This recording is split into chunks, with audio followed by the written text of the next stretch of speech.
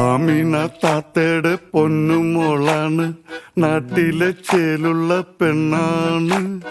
ബാപ്പാടെ പൊന്നാര മോളാണ്, ബാപ്പാടെ കൊച്ചു ബിയാത്തു.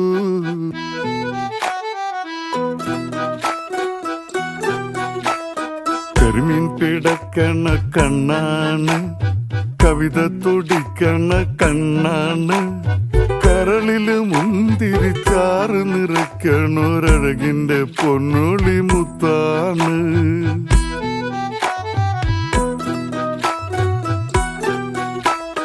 കാരളിൻ മണമുള്ള നീലമുടിയിഴ കോതിമിനുക്കി നടപ്പാണ്.